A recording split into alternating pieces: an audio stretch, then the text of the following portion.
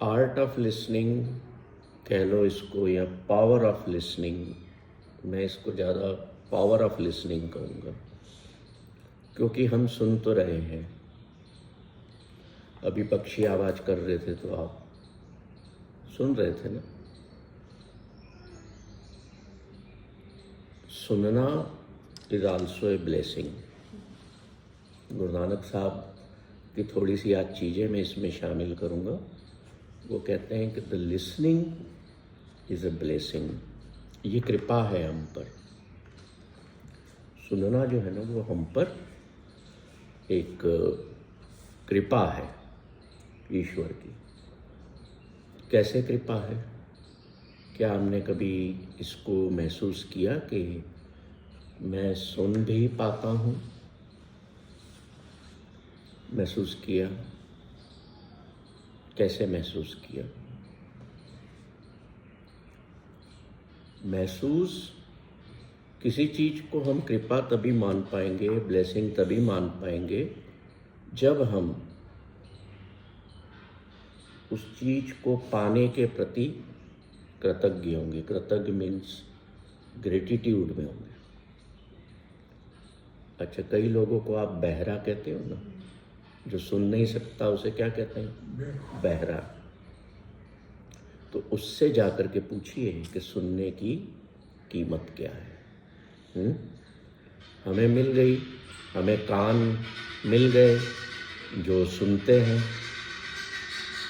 तो हम शायद उसकी वैल्यू नहीं करते। जो नहीं सुन पाते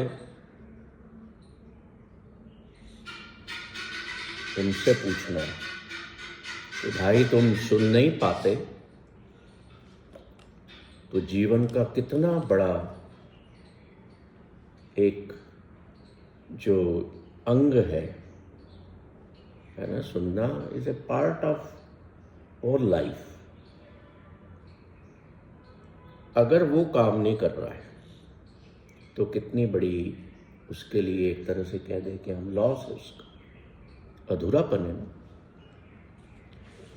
अगर हम सुन सकते हैं, अगर हम देख सकते हैं, अगर हम बोल सकते हैं, अगर हम चल सकते हैं, हमारे हाथ काम करते हैं, तो क्या ये ब्लेसिंग नहीं है? कितने लोग हैं दुनिया में जो देख नहीं सकते, बोल नहीं सकते। किसी किसी को तो तीनों चीज़ों से, तीनों चीज़ें नहीं है किसी किसी के पास। न देख सकते, न बोल सकते, न सुन सकते। तो कितना कठिन होगा जीवन उनका। हमने कभी सोचा क्या है? होता क्या है, हम इसलिए नहीं सोचते कि हम हमेशा ऊपर की ओर देखते हैं, अपने से ऊपर वाले की ओर देखते हैं कि ये मेरे से ज़्यादा पैसे वाला है, या इसके पास बड़ी बड़ी गाड़ियां हैं, या ये ज़्यादा बड़े पद पर बैठा हुआ है। कभी हम अपने से नीचे वाले की तरफ नहीं देखते।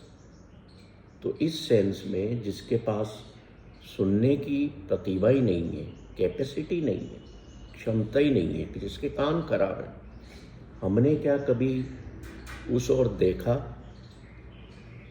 सोचते ही नहीं हम। We have taken all our blessings as granted. समझ रहे हैं बात? हम अपनी जितनी भी ब्लेसिंग्स हैं, हमें जो कुछ भी मिला है, हमने ले मान लिया है, तो ठीक है, ऐसे ग्रांटेड ले लिए। पर आप ग्रेटफुलनेस के जोन में तभी आएंगे, आप कृतज्ञता या शुक्रिया तभी अदा कर पाएंगे जब आपको इस चीज़ का एहसास होगा कि यार मेरे पास भी ये है। कितनी बड़ी चीज़ है जो मैंने अभी तक ध्यान नहीं दिया। जीतू, इसको ज़रा थोड़ा सा चुप कराओ।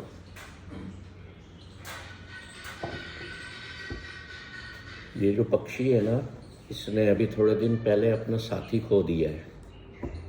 तो ये रोज़ सुबह घंटे 2 घंटे उसको आवाज़ लगाती है।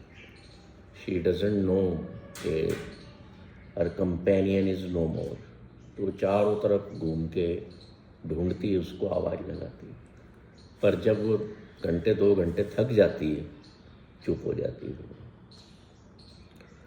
समझ नहीं है उतनी, होगी भी तो वो उस विरह में, उस बिरहा में वो एक तरह से समझ लो कि उसको आवाज़ लगा रही है कि कहाँ गया मेरा कंपेनियन।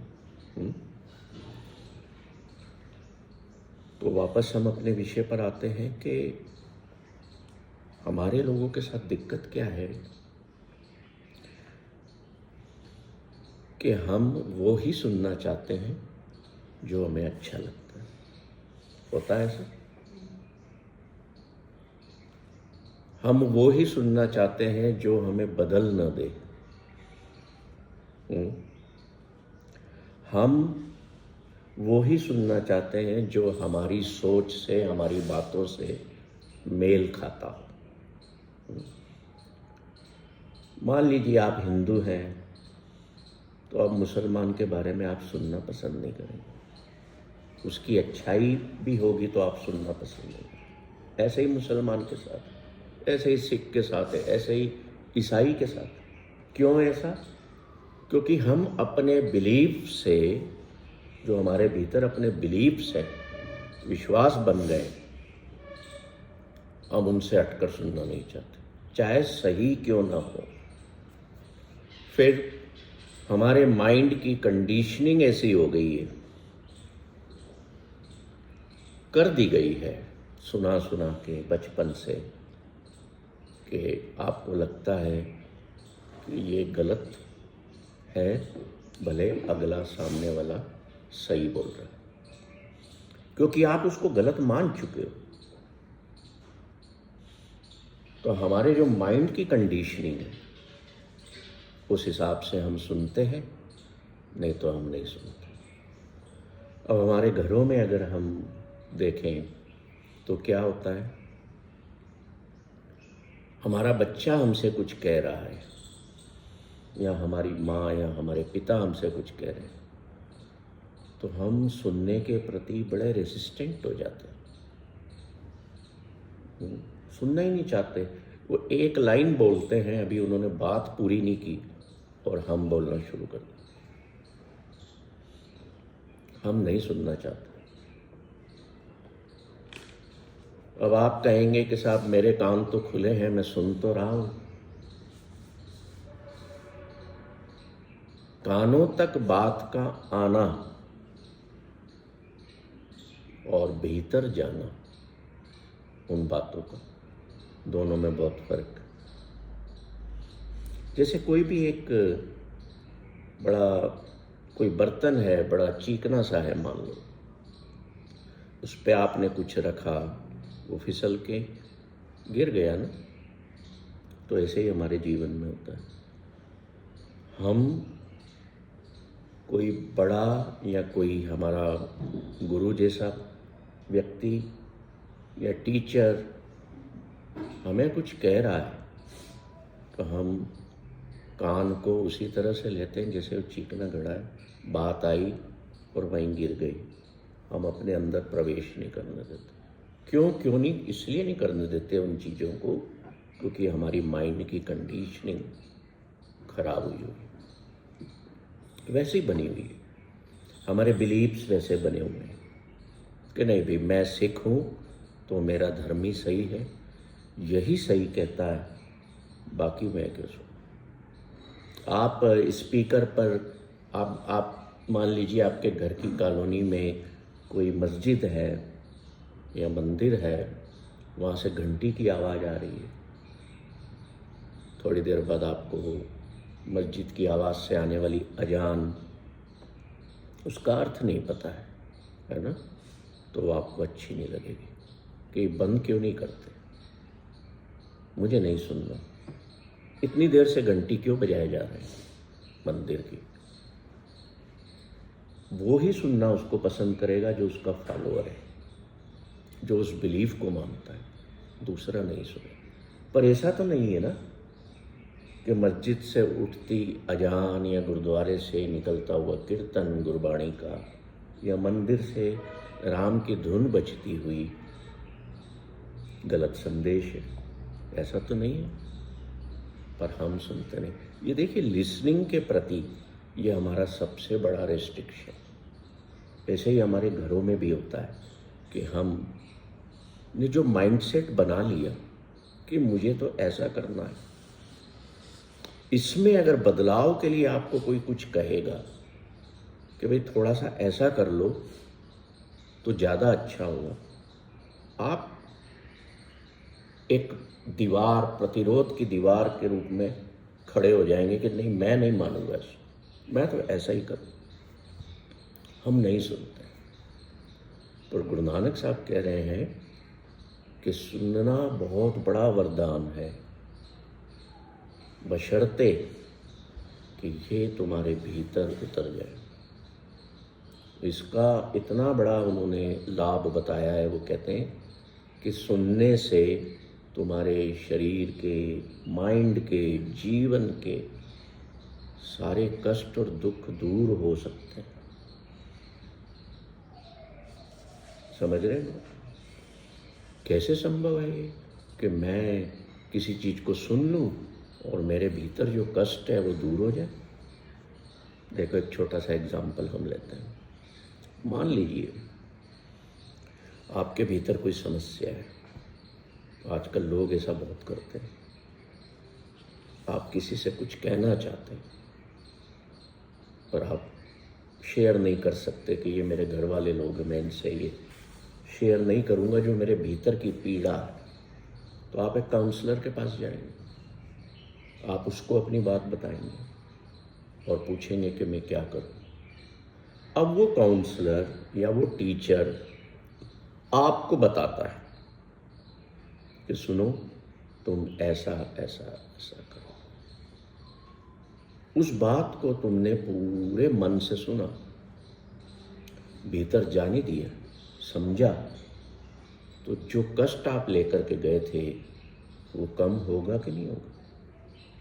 आप कहोगे अब मुझे बहुत अच्छा लग रहा है, मेरे को मेरे टीचर ने जो बात कही, जो मैंने सुनी, उसने मेरे भीतर में बदलाव ला दिया।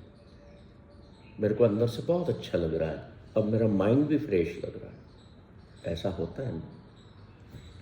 आप बीमार हैं, डॉक्टर आपको कह देता है अरे चिंता मत करो,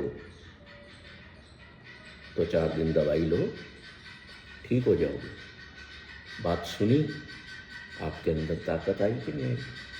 लड़ने की क्षमता पैदा हुई कि नहीं हुई?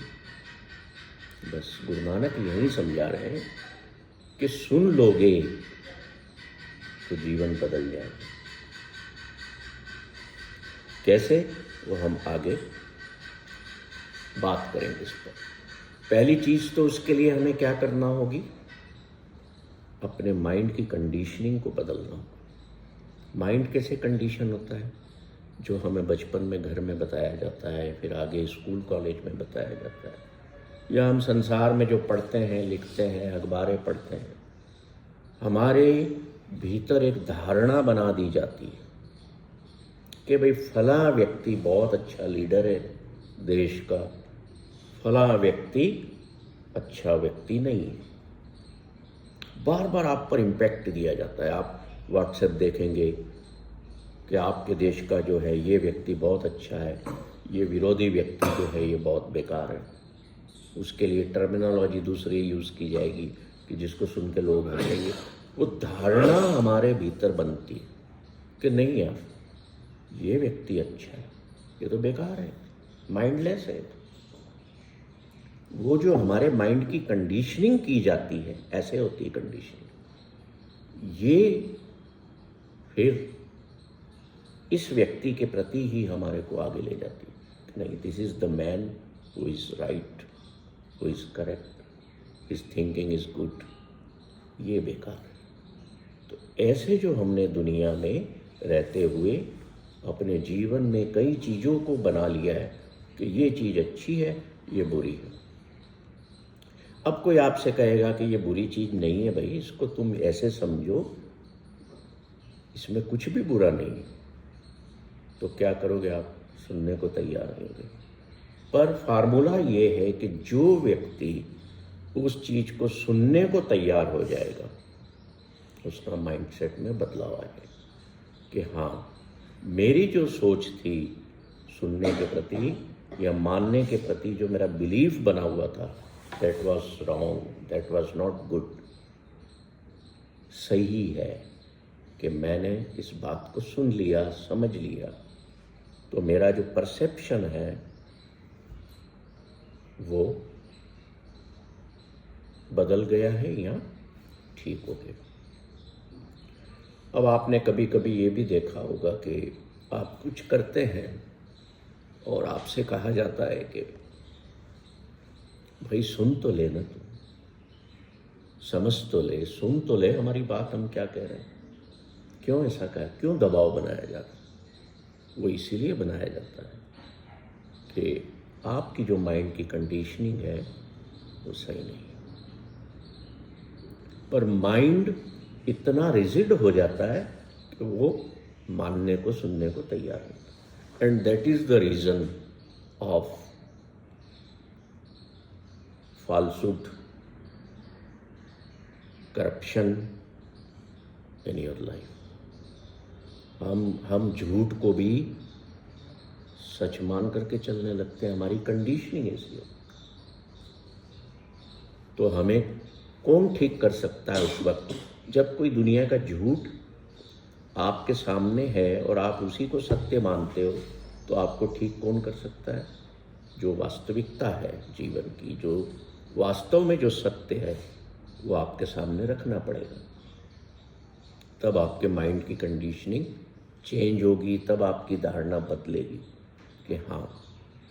इसलिए गुरु नानक ने क्या किया, उन्होंने कहा कि अगर तेरे को लाइफ को ट्रांसफॉर्म करना है तो सबसे पहले जरूरी काम सुनने का कर। सुन, चुपचाप बैठ करके सुन सकता है?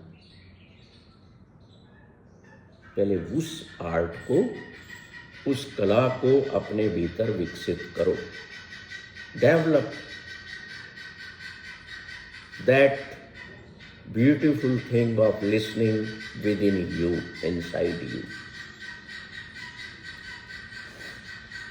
वो कहते हैं कि तुम किसी को अपना गुरु, कहते हैं ना, मैं ये मेरा गुरु है, मैं इनको मानता हूँ। तो वो प्रश्न करते हैं कैसे मान लिया, कैसे मान लिया इसको गुरु?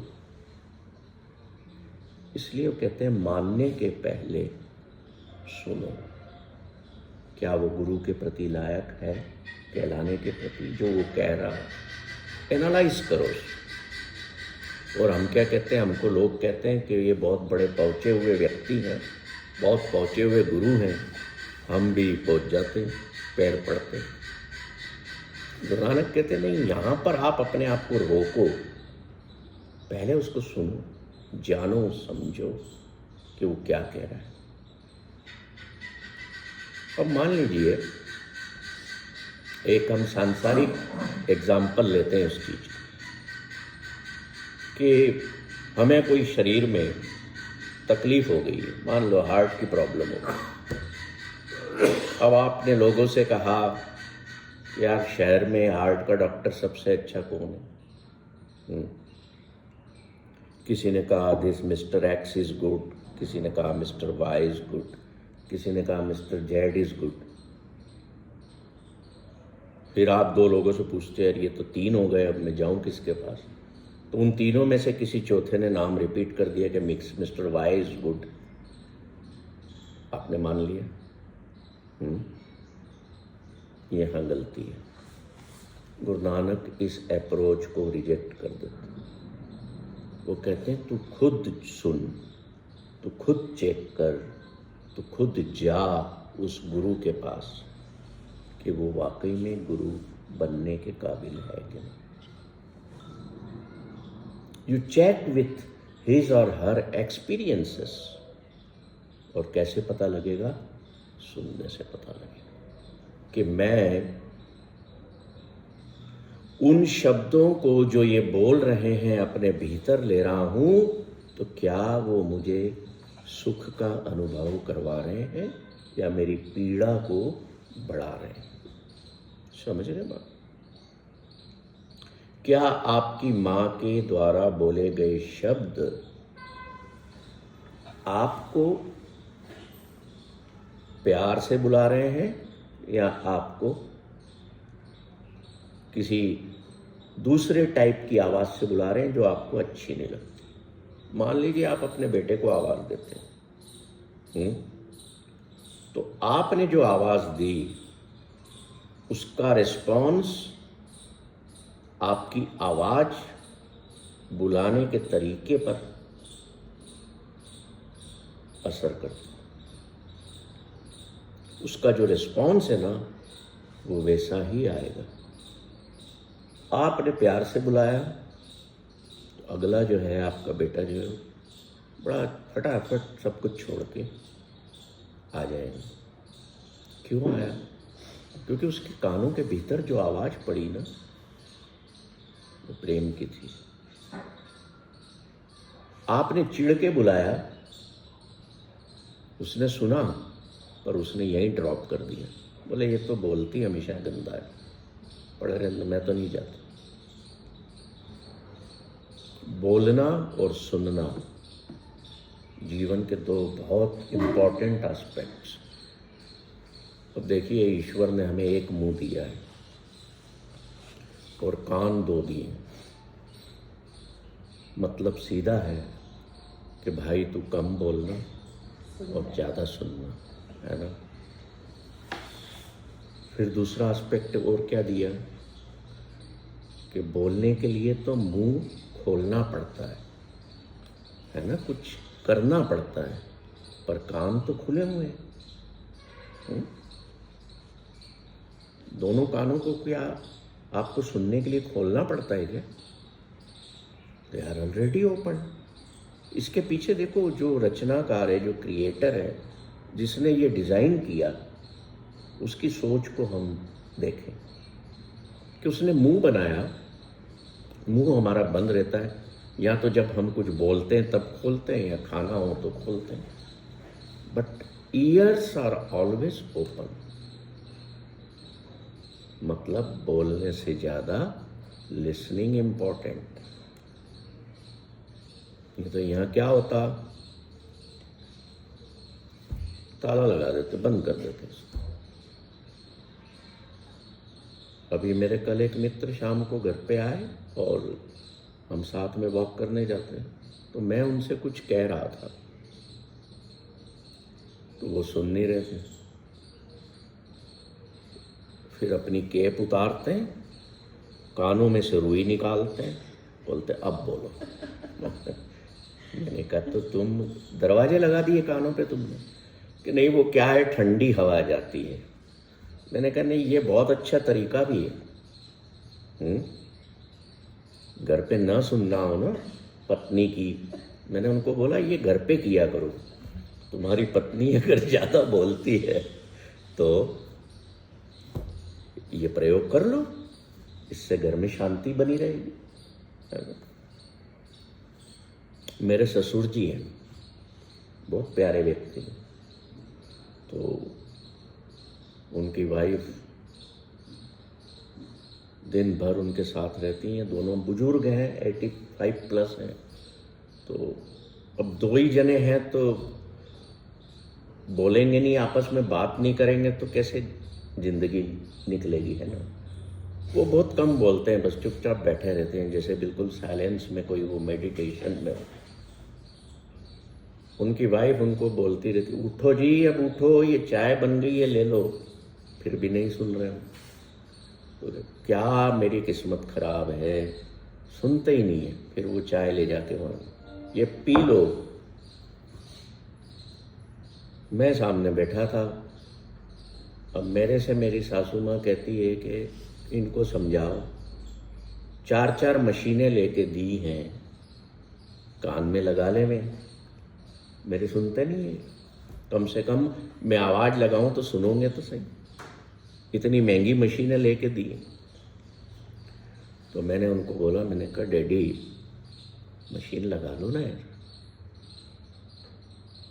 तो जब सासू माँ वहाँ से उठ के किचन में गई तो मेरे से कहते हैं तुम्हारा दिमाग खराब है, मेरे भीतर की शांति भंग करना चाहते हो।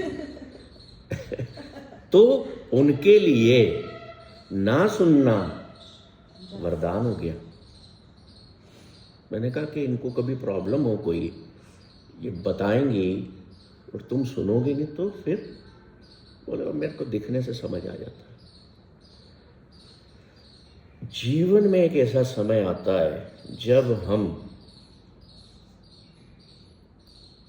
सुनने के लिए भी मना कर देते हैं कि अब मैं नहीं सुनना चाहता, मैं थक गया हूँ सुन सुन, मैं बोल बोल के थक गया हूँ।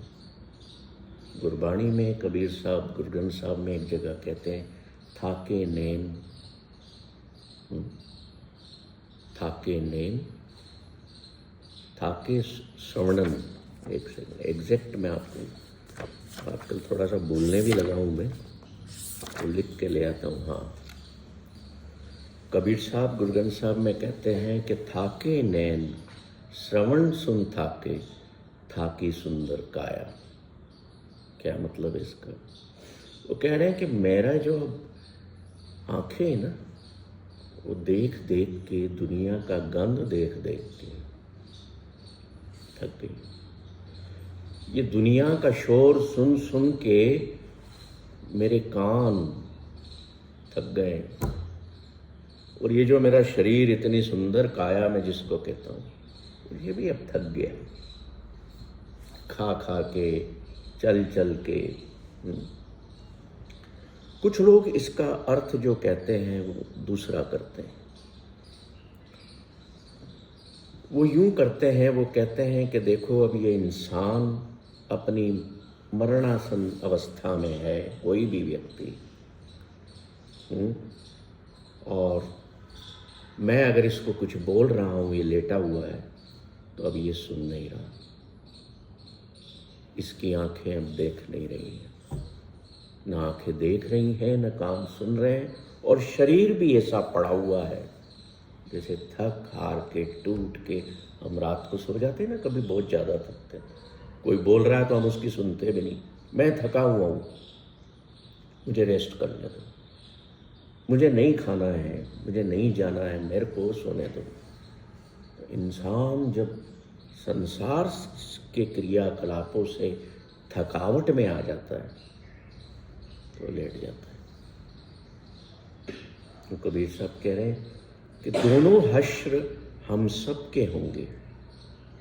जो पहला है वो हश्र न होते हुए वरदान है कि आप अपने जीवन में स्वयं ही कह दो कि मेरे कान थक गए हैं दुनिया के शोर से, अब मैं कुछ ऐसा सुनना चाहता हूँ जो मेरे भीतर हमेशा के लिए खुशी का वास कर दे, प्रेम का वास कर दे। अब मैं वो चीज़ सुनना चाहता हूँ, और वो ही चीज़ सुन करके, गुरु नानक कहते हैं कि वो चीज़ें सुन करके तुम्हारे अंदर जितने भी कष्ट और दुख भरे हुए हैं वो शून्य हो जाएंगे, वो खत्म हो जाएंगे, और हम उसको समझते हैं।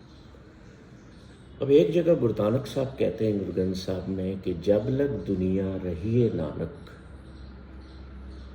कुछ कहिए कुछ सुनिए।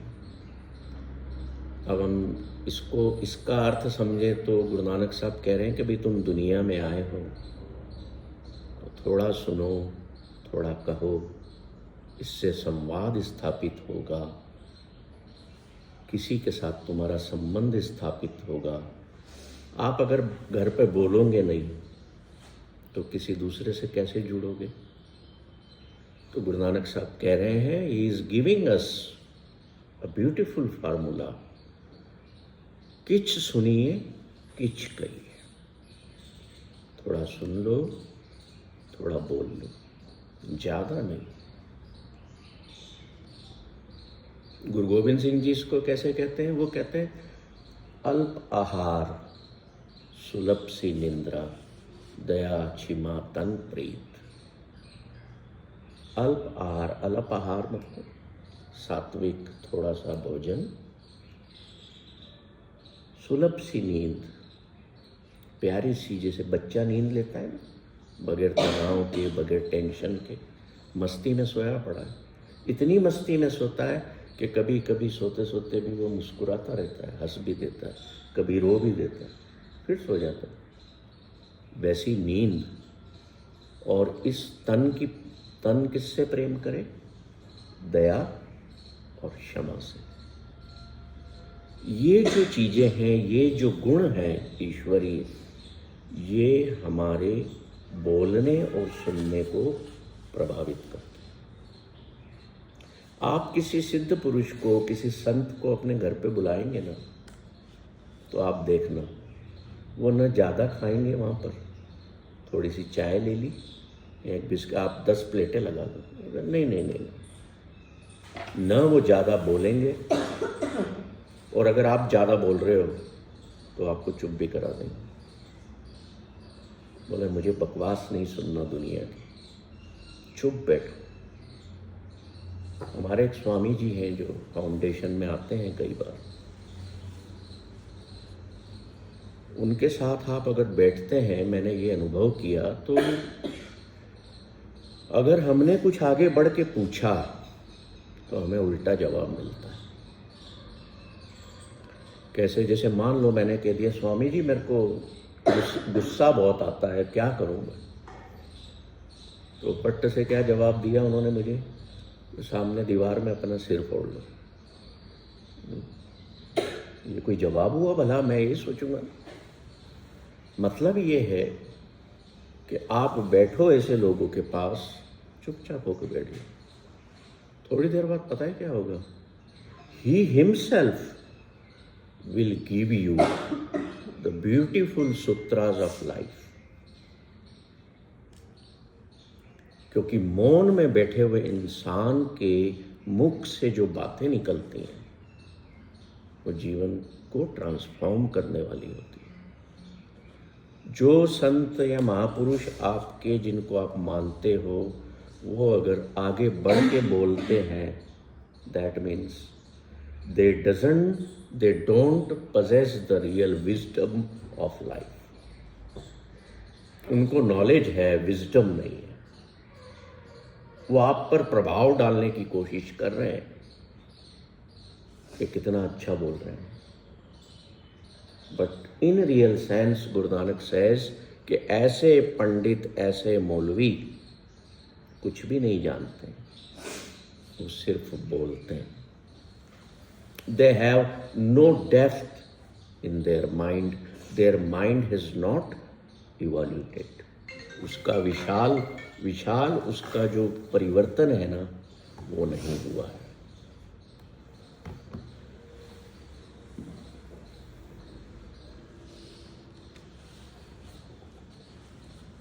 पर इंसान है कि सुनता नहीं है, बोलता जाता है, बोलता जाता है। अब जैसे मैं बोल रहा हूँ, आप सुन रहे हो, आप कितना डेप्थ में मुझे सुन रहे हो मुझे नहीं पता, क्योंकि मुझे नहीं पता कि आपके मन में बैठे तो आप मेरे सामने हो, आइज़ भी आपके मेरे साथ मिल रही हैं, आप मुझे देख भी रहे हो, है ना, पर आप कितना गहरे भाव से मेरी बात को सुन के भीतर ले जा रहे हो या कान पट्टा चौके वहीं छोड़ रहे हो उसको, आई डोंट नो। या आपका माइंड अभी कहाँ कहाँ जा रहा है, घर में जा रहा है, क्या नाश्ता बना होगा, या आज क्या खाना बन रहा है, या आज कहाँ कहाँ और जाना है, अरे यहाँ क्यों आ गया, मैं तो बोर हो रही हूँ। मुझे नहीं पता माइंड में क्या चल रहा है। हम किसी दूसरे का माइंड नहीं पढ़ सकते। आप अगर अभी सामने मेरे बैठे हैं और आप मेरे प्रति मन में दुर्भावना लिए हुए आपके मन में चल रहा है, या आप मन में मान लो गाली भी मुझे दे रहे हैं, तो मुझे नहीं पता ना। This is blessing. ये ईश्वर के द्वारा दी हुई बहुत बड़ी कृपा है, बहुत बड़ा वरदान है कि हम दूसरे का माइंड नहीं पढ़ सकते। और अगर दूसरे का माइंड पढ़ सकते होते तो क्या होता? बहुत दंगे हो जाते हैं। अभी 4 लोगों में ही झगड़े हो जाते, 2 में ही हो जाएंगे। तो ईश्वर ने जो ये रचना बनाई, इस रचना के बारे में सोचो कि कितनी ये यूजफुल और कितनी इनोवेटिव है। क्या हम हमारी कैपेसिटीज हैं, क्या हमारी कैपेबिलिटीज है, और क्या नहीं है। जो नहीं है that is also a blessing. कई लोग कोशिश कर रहे हैं, साधनाएं करते हैं, सिद्धियां पाने की कोशिश करते हैं, दूसरे के मन को पढ़ लो। उससे पूछें, गुरु नानक कहते हैं, मूर्ख है तू, क्यों तू इस चक्कर में पड़ा है कि मैं दूसरे के मन को पढ़ना चाहता हूँ। पहले स्वयं के मन को तो पढ़, वहां क्या पे बसा हुआ है, क्या क्या बसा हुआ है। You never read your mind and you are in the line, in the queue to receive such a gift, such a blessing, to read others mind. ये क्या फुलिशनेस नहीं है? तो Guru Nanak is saying, read your own mind, study that, work on it, analyse it and make it beautiful. क्या हम ये कर सकते हैं? कर सकते हैं। कैसे कर सकते हैं? कि when we listen attentively, deeply the words of our guru or our teacher, कि भाई मुझे मेरी जो माइंड की सेटिंग है, माइंड की कंडीशनिंग है, मेरे जो बिलीव्स हैं, उन्हें मैं कैसे सुधार सकता हूँ। This is known as deep listening. अब देखिए, आप जहाँ पर काम भी करते हैं, आप वहाँ के मान लीजिए बॉस हैं, आपका सबऑर्डिनेट आता है और वो कुछ प्रॉब्लम्स बताने लगता है कि साहब फैक्ट्री में ये प्रॉब्लम्स आ रही है, मशीन में, या सेल्स डिपार्टमेंट में ये प्रॉब्लम आ रही है। वो बोलने लगता है, आप सुनते ही नहीं, आप फायर करते हो उस पर। तेरे को काय के लिए रखा है हमने, तू क्या कर रहा है? मेरे पास प्रॉब्लम्स लेके आ जाता है हमेशा। होता है ना ऐसा? पर होना क्या चाहिए? हम पूरी तरह उसको सुने, वॉट ही और शी इज सेइंग। ये हमारे घरों में भी ऐसा होता है।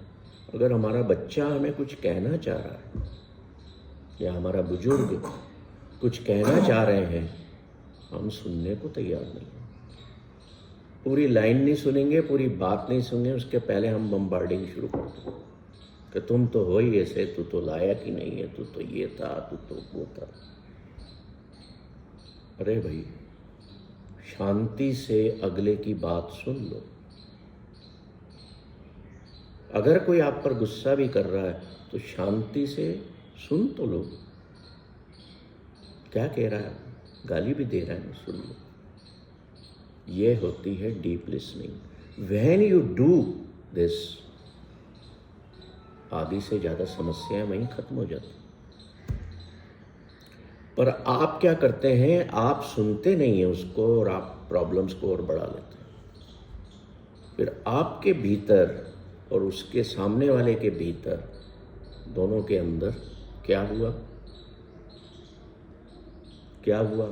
नई नेगेटिविटी आ गई, एक दूसरे के प्रति भी, और स्ट्रेस क्रिएट हो गया घर में भी या ऑफिस में। कारण क्या था? कि अगर कोई कुछ कह रहा था, मैंने सुना। मेरे एक बहुत अच्छे, मैं जहाँ पे 1990-92 में काम करता था, तो मेरे एक बॉस थे कर्नल गुप्ता, आर्मी के। मैं उनके साथ बैठा हुआ, we were talking about some production line. तो एक मैनेजर आता है और वो बॉस को कहता है कि ऐसा हो गया, वैसा हो गया, यूँ कर दिया उसने, यूँ कर। 5, 7, 8 मिनट वो कंटिन्यूस बोलता रहा। पर मेरे जो बॉस थे, हाथ में पेन लिए हुए थे, ऐसे करके बैठे रहे।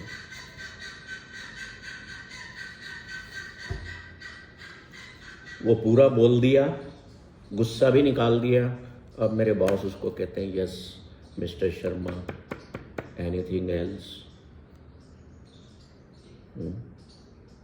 मैंने वहाँ से पहली बार ये सीखा कि how that man was a cool personality, जो इतनी देर तक सामने वाले की बकवास भी सुनता रहा और फिर आखिरी में उसको कहता है, क्या कुछ और कहना है?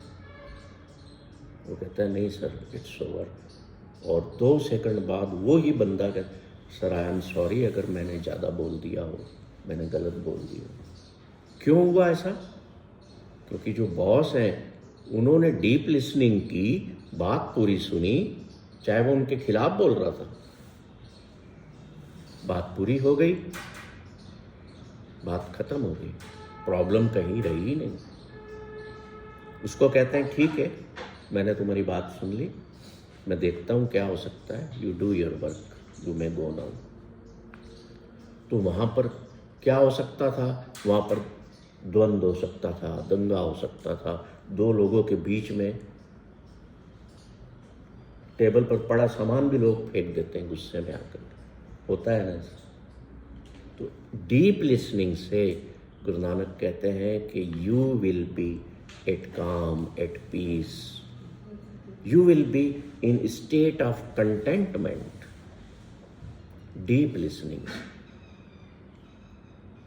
तो अगर हमारे भीतर सुनने से संतोष की प्राप्ति हो जाए, हमारे भीतर सुनने से शांति आए, तो क्यों हम डीप लिसनिंग से दूर भागें? क्यों कोई बोल रहा है तो हम उसको बीच में रोकें? बोल लेने तो। क्यों मुझे बोलने देना है उसको? ताकि मेरी जो माइंड की प्रक्रिया है, मेरा जो पीस ऑफ माइंड है, वो खराब ना हो। मेरी जो हैप्पीनेस है वो किसी के गलत बोलने से भी प्रभावित ना हो। इसलिए 2 काम दिए गए हैं, सुनो ज़्यादा, बोलो कम। मेरे एक टीचर हैं स्वामी अनुभवानंदा जी, वो तो कहते हैं ना कुछ बोलना है ना कुछ सुनना है। तो मैंने कहा दुनिया कैसे चलेगी स्वामी जी? बोले दुनिया के लिए थोड़ी है, ये तुम्हारे जैसे और हमारे जैसे लोगों के लिए। मतलब इसका ये नहीं है कि आप चुप हो जाओ और आप सुनो भी मत। इस ना कुछ कहना है ना कुछ सुनना है, इसका अर्थ ये है फालतू से दूर होना है।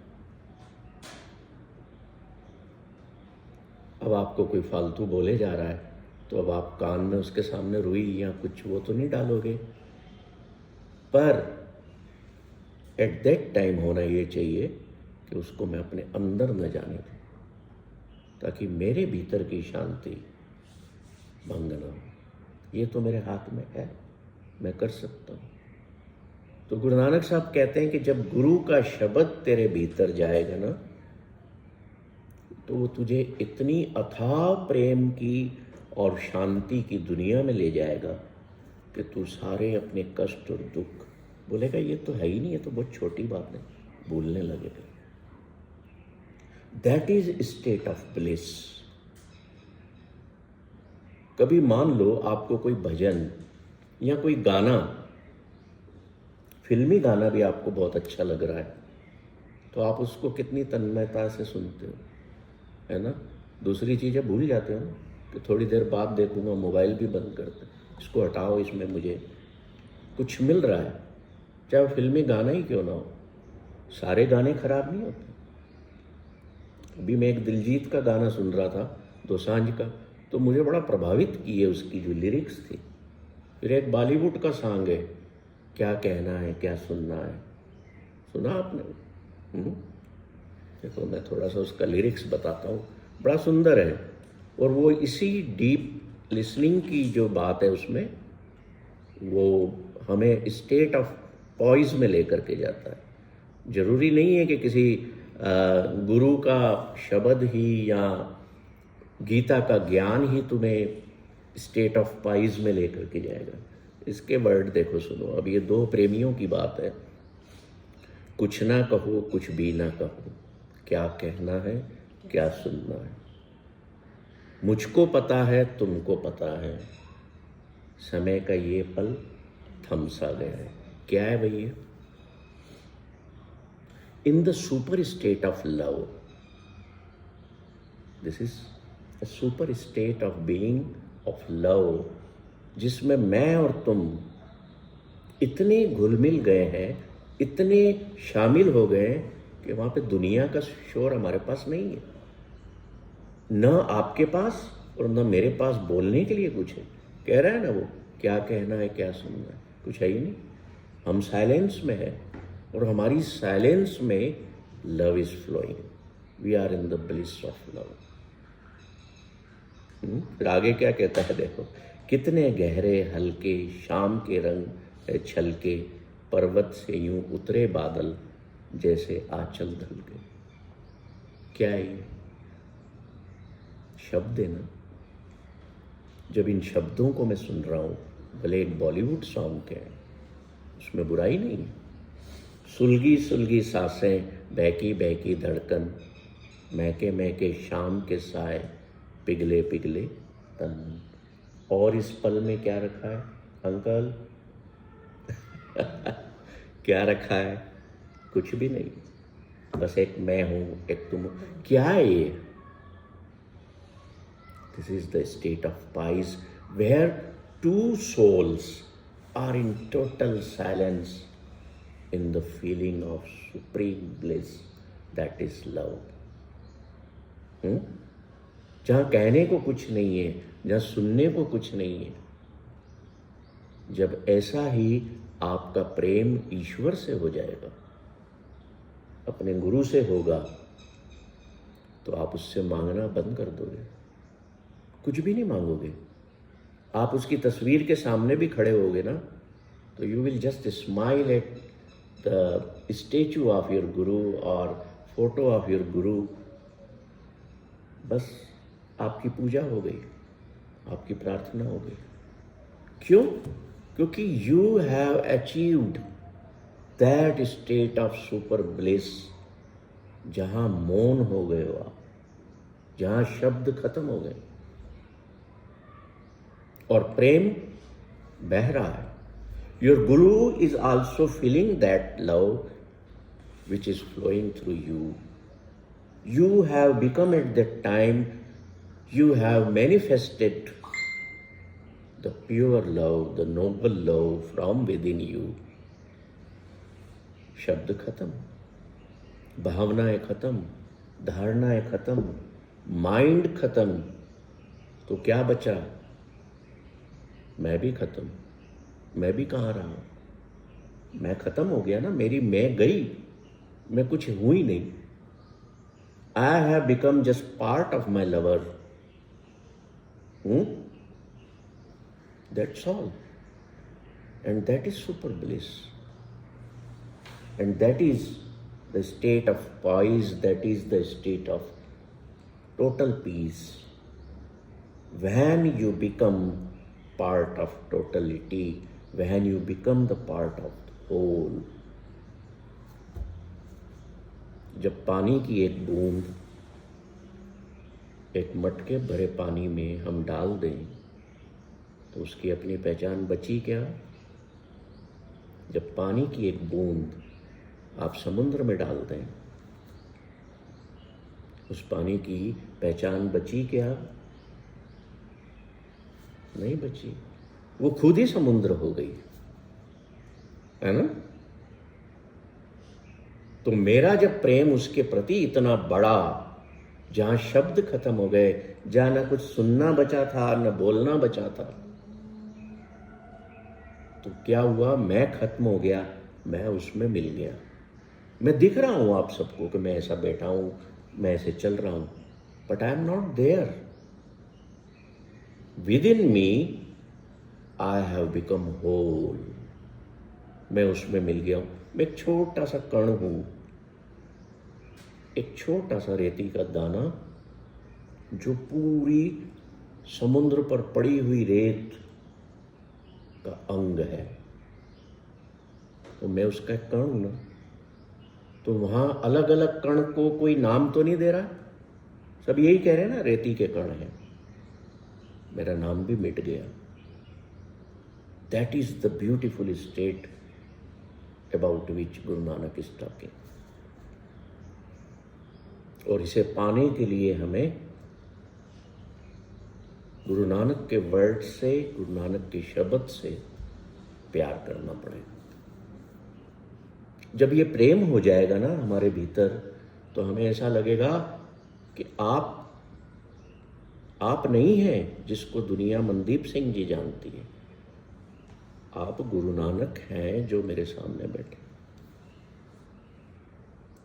आप शंकर हैं, आप जिसको भी मानते हैं, आप कृष्ण हैं, आप राधा हैं, आप जिसको भी मानते हैं, जिसकी भी पूजा करते हैं, यू विल बिकम दैट। तो फिर जीवन कितना सुंदर होगा बताओ। फिर आपके मुंह से जो शब्द निकलेंगे ना, वो फूलों की तरह होंगे। ना आप अपने बच्चों से गलत बोलेंगे, ना आप अपनी पत्नी से, ना आप अपने पति से। क्यों? बच्चा गुस्सा भी कर रहा है ना, तो फिर आप पता है क्या सोचेंगे, ये तो गुरु नानक का ही तो रूप है जो एक गुस्से वाला रूप, ये कृष्ण का ही तो रूप है जो एक गुस्से वाला कृष्ण मेरे सामने है। यू विल हग हिम और her. This will be the transformation in life. किससे आया ये? केवल सुनने से। अभी आगे की तो हम बात ही नहीं कर रहे कि गुरु नानक सुनने के बाद क्या कह रहे हैं करने को। नो, वो तो कहते हैं तुम एक जगह कोई कंठस्थ कर लो, एक जगह पर ही पड़ जाओ, you will be blessed with all happiness of life. जो हो रहा है it's your order, because you are the doer. मैं तो खत्म हो गया ना, मैं तो बचा ही नहीं, तो कहाँ गए फिर? जब मैं ही नहीं बचा तो मेरे दुख, मेरे कष्ट, मेरी शिकायतें, मेरी समस्याएं, उनके हल सब खत्म, गायब हो गए। The purpose of human life is to attain such a bliss in life. आज सुबह मुझे ना मेरे एक मेंटर हैं, उन्होंने मुझे एक बड़ा खूबसूरत सा वीडियो भेजा कि देखो ये वीडियो बता रहा है लाइफ कितनी प्रेशियस है। तो मैंने उनको फ़ोन लगा लिया, मैंने कहा सर आपका वीडियो बड़ा अच्छा आया है, किसी अमेरिकन शो का था वो। मैंने कहा सर इंसान इन वीडियोस को देख के भी नहीं समझ पा रहा है कि मेरा जीवन कितना अमूल्य है। कब समझेगा वो? कब जानेगा कि my life is very precious, या माई बॉडी या my mind is very precious. समय है हमारे पास? नहीं है। अब यहाँ जितने लोग आज नहीं आए ना, 6-7 लोग नहीं आए, आफ्टर रजिस्ट्रेशन भी नहीं आए, तो वो क्या करेंगे? दोपहर बाद मुझे मैसेज करेंगे, सर मैं लेट उठा, सर मैं घर पे नाश्ता नहीं बना था, सर ठंड बहुत थी, सर बारिश हो रही थी। It's okay, no problem, no issues. It is you who has to understand the preciousness of your life, not me. कि तुम्हें अपने मन को महीने में एक बार या 15 दिन में एक बार या 6 महीने में एक बार अपने मन को भी कुछ खुराक देनी है, या शरीर को ही देते रहोगे? तो गुरु नानक कहते हैं कि जो वास्तविक खुशी है, द रियल हैप्पीनेस जो है, वो मन के धुलने से आती है। By cleansing of mind and then by winning over the mind you get the eternal happiness in life.